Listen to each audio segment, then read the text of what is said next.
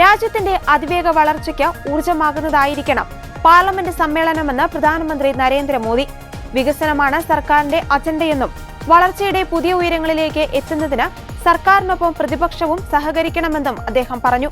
തെരഞ്ഞെടുപ്പ് തോൽവിയുടെ അസ്വസ്ഥതയിൽ നിന്ന് പുറത്തു വരണമെന്നും അനാവശ്യ ബഹളമില്ലാതെ നടപടികളോട് സഹകരിക്കണമെന്നും മോദി പ്രതിപക്ഷത്തോട് ആവശ്യപ്പെട്ടു.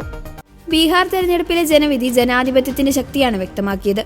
പാർലമെന്റ് സമ്മേളനം ജനങ്ങൾക്ക് ഊർജ്ജത്തിന്റെ സന്ദേശം നൽകുന്നതാകണമെന്നും പ്രതിപക്ഷം പാർലമെന്റിലെ ദൗത്യം ശരിയായി വിനിയോഗിക്കണമെന്നും പ്രധാനമന്ത്രി പറഞ്ഞു.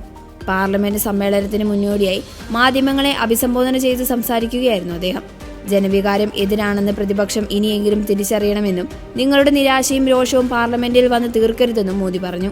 എല്ലാ എംപിമാർക്കും പാർലമെന്റിൽ സംസാരിക്കാൻ അവസരമുണ്ടാകണം. അതുകൊണ്ട് തന്നെ എല്ലാവരും സഹകരിച്ച് മുന്നോട്ടു പോകണം. പ്രതിപക്ഷത്തെയും പ്രതിപക്ഷ തന്ത്രങ്ങളെയും ജനം തള്ളിക്കളഞ്ഞിരിക്കുന്നുവെന്നതാണ് യാഥാർത്ഥ്യം. അത് ഇനിയെങ്കിലും മനസ്സിലാക്കണമെന്നും നാടകം കളിക്കാൻ വേറെ സ്ഥലം കണ്ടെത്തിക്കോളൂ എന്നും പ്രധാനമന്ത്രി മാധ്യമങ്ങളെ അഭിസംബോധന ചെയ്തപ്പോൾ വ്യക്തമാക്കി.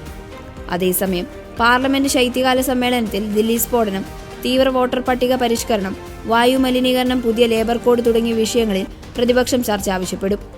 ഉന്നയിച്ച വിഷയങ്ങളിൽ ചർച്ചയ്ക്ക് തയ്യാറായില്ലെങ്കിൽ പാർലമെന്റ് സ്തംഭിപ്പിക്കുമെന്നാണ് സമാജ്വാദി പാർട്ടി പറയുന്നത്. 13 ബില്ലുകളാണ് ഈ സമ്മേളനകാലത്ത് സർക്കാർ അവതരിപ്പിക്കുക. വന്ദേ മാതരത്തിന്റെ 150-ാം വാർഷികത്തോടനുബന്ധിച്ച് പ്രത്യേകം ചർച്ച നടത്തുമെന്നും സർക്കാർ അറിയിച്ചു. ഡിസംബർ 19 വരെ നീളുന്ന സമ്മേളനം സമീപകാലത്തെ ഏറ്റവും ചെറിയ കാലയളവിലുള്ള സമ്മേളനമാണ്.